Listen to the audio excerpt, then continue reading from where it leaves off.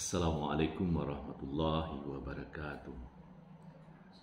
Alhamdulillahirabbil alamin. Asyhadu an la ilaha illallah wa asyhadu anna Muhammadar Rasulullah. Allahumma shalli ala Muhammad wa ala ali Muhammad.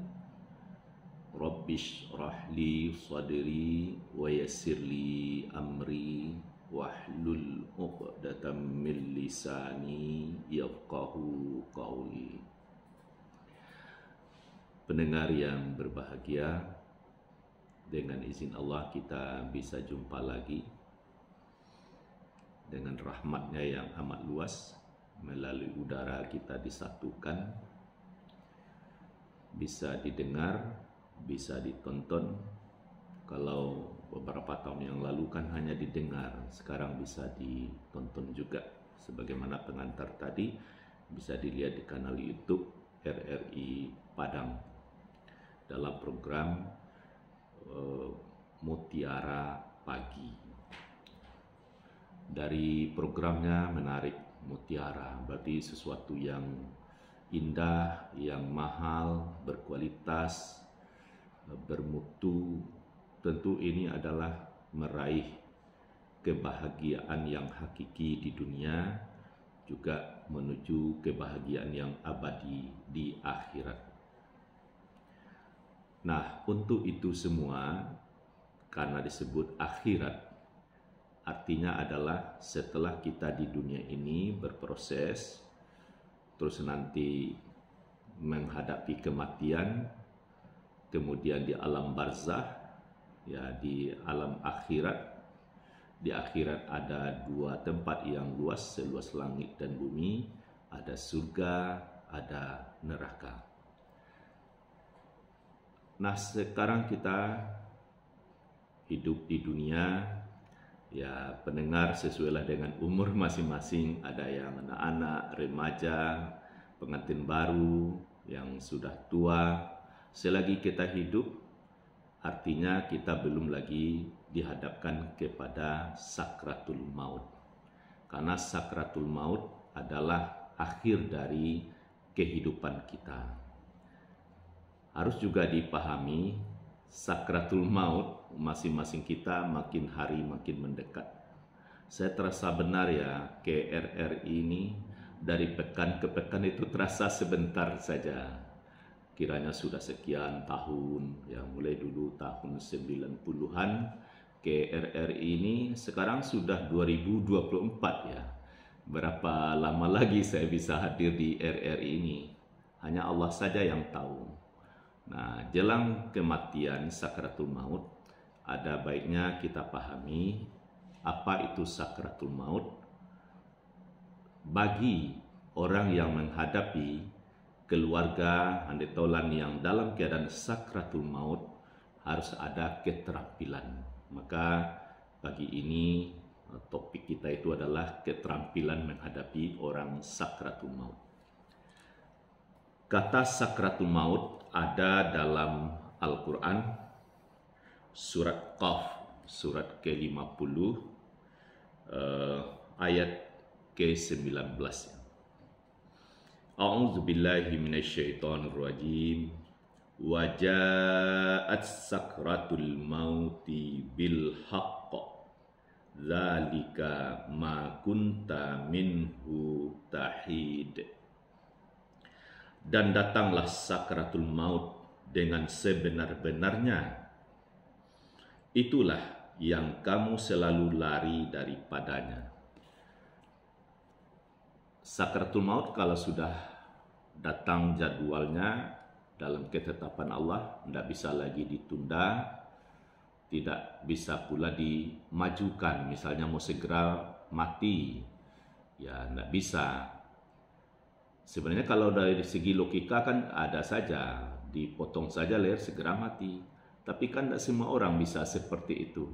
Bahkan ayat ini memperlihatkan semua cenderung lari daripada kematian itu. Tapi kalau sudah datang ya tidak bisa lagi lari. Apa maksudnya lari dari kematian, dari sakratul maut?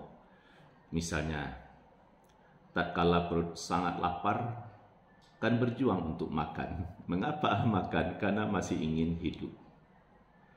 Di jalan raya berhati-hati menjaga aturan lalu lintas. Mengapa berhati-hati? Karena masih ingin hidup. Tatkala sakit, ya, sudah sampai kondisi yang parah, ya berobat. Berapapun biaya selagi ada kemampuan, ya, bahkan keluarga siap dengan segala kemampuan yang ada, pokoknya berobat. Mau berutang dulu. Mengapa? Karena ingin hidup. Nah, jadi semua kita ini yang normal adalah berjuang untuk hidup. Ini wajar, karena dengan hidup kita bisa beribadah, berkarya. Tapi kalau sudah datang waktunya, ya tentu kita harus siap. Jadi ini dalam surat Qaf, ya. Nah, apa itu sakratul maut? Sakratul maut adalah kondisi seseorang dalam keadaan kritis antara hidup dan mati. Kalau dikatakan hidup, tidak nyambung pembicaraan. Misalnya dia terbaring dalam kondisi koma. Ayo minum, ayah, tidak nyahut dia. Disendokkan sedikit minuman juga tidak mau respon. Tidak mendengar lagi. Jadi kondisi seperti itu disebut sakratul maut. Antara hidup dan mati. Kalau dikatakan hidup, yaitu tadi, tidak nyambung, ya. Kalau dikatakan dia sudah mati, masih bernafas. Nah, kondisi seperti itu harus dihadapi dengan baik. Nah, apa yang harus dilakukan terhadap orang dalam keadaan sakratul maut? Yakni mentalkinkan. Ditalkinkan dengan kalimat la ilaha illallah, tidak ditambah, tidak pula dikurangi. Karena orang yang akhir hidupnya dengan mengucapkan la ilaha illallah masuk surga. Man kana akhiru kalamihi la ilaha illallah dakhalal jannah. Siapa yang akhir perkataannya sebelum meninggal dunia adalah la ilaha illallah, maka dia akan masuk surga. Hadis riwayat Abu Daud, dikatakan sahih. Terus ini tidak ada masalah antara ulama. Mengucapkan la ilaha illallah tentu tidak begitu mudah, butuh perjuangan. Tapi lebih dari itu, bagaimana dalam kehidupannya sampai akhir hayatnya la ilaha illallah itu tegak pada dirinya, keadilan, kejujuran. Misalnya begini, pedagang, dia jujur dalam berdagang, timbangannya benar, harganya resmi, terjadi jual beli yang benar. Maka pedagang tadi tegak nilai la ilaha illallah pada dirinya. Nah, kalau dia meninggal, ya moga-moga masuk surga. Tapi jangan dipahami begini, begitu la ilaha illallah dia ucapkan lalu masuk surga, tentu tidak sebatas itu. Murah benar harga surga. Misalnya seseorang mau meninggal, dosanya banyak, jahatnya terhadap negeri, bangsa itu banyak, ya, misalnya seperti koruptor atau penyeleweng kekuasaan. Dia tahu itu dosa, lalu dia minta ditembak. Sebelum ditembak, izinkan saya baca la ilaha illallah. Begitu selesai la ilaha illallah, lalu dia ditembak, misalnya, kan mati. Tentu tidak begitu cara memahaminya. Jadi nilai la ilaha illallah tegak pada dirinya.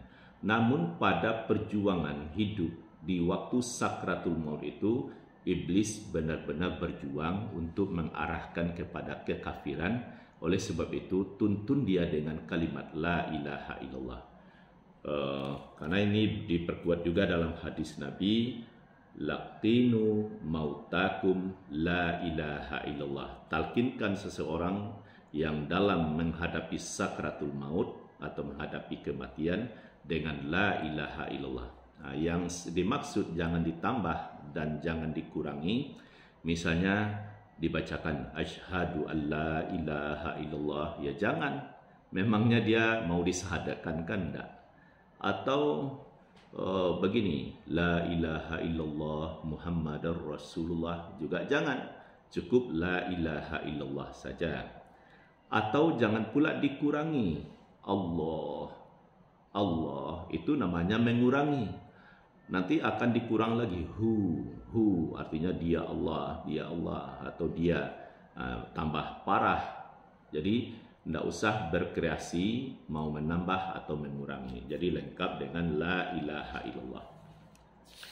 Nah, caranya bagaimana? Begitu dia dalam keadaan terbaring, kondisi sakaratul maut, tentunya hendaklah seseorang, tentu tidak semua yang hadir, satu orang saja cukup, dia bisikan la ilaha illallah agak dekat ke telinga kanannya, dibisikkan itu.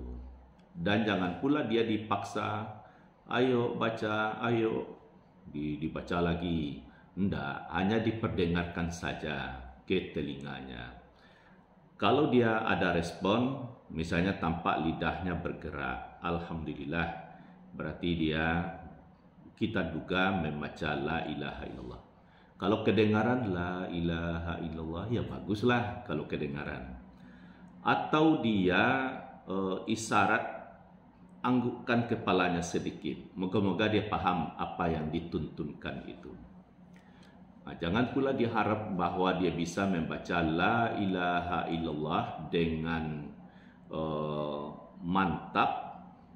La ilaha illallah. Langsung meninggal misalnya. Itu amat sulit dan jarang. Kalaupun iya, bisa dipastikan kalau dalam sinetron ya, misalnya dia memerankan orang yang sakit parah, lalu dia mau meninggal la ilaha illallah, lalu dia meninggal misalnya ya, itu kan dalam sinetron, dalam film bisa. Tapi kalau sakratul maut benaran tidak, karena kondisinya itu sangat ya kritis, alam sadarnya, daya kudratnya itu ya sangatlah lemah.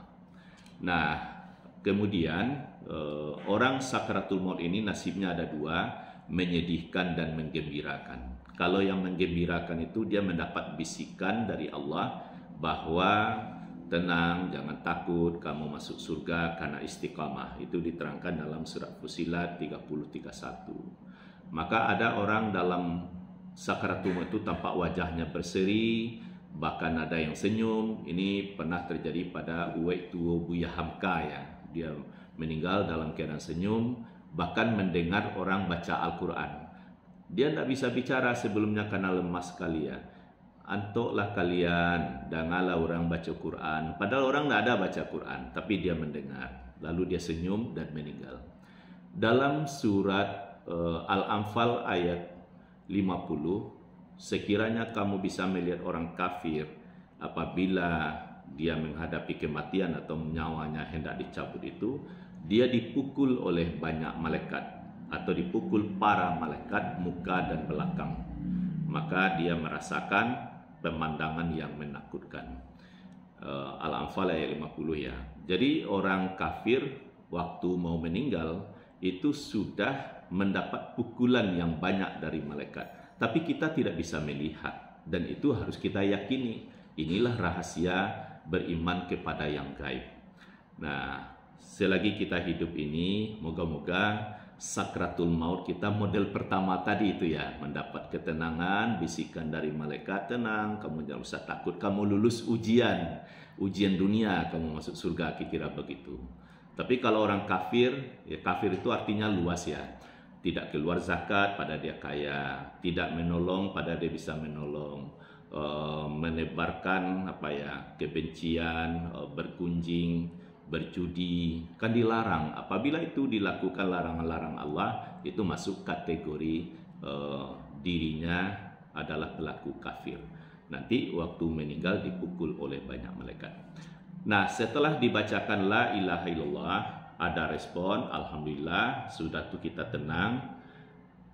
Tampak memang dia sudah meninggal, baru kalau matanya nyalang dirapatkan. Tapi kalau sudah tertutup jangan pula dibuka, ya. Kalau tangannya tadi lurus, boleh dilenturkan, dilipat seperti posisi bersedekap waktu salat. Kalau kakinya merenggang dirapatkan sehingga tampak rapi lalu ditutup. Untuk pengantar sampai di sini dulu Tito, kita terima masukan dari pendengar kita. Iya.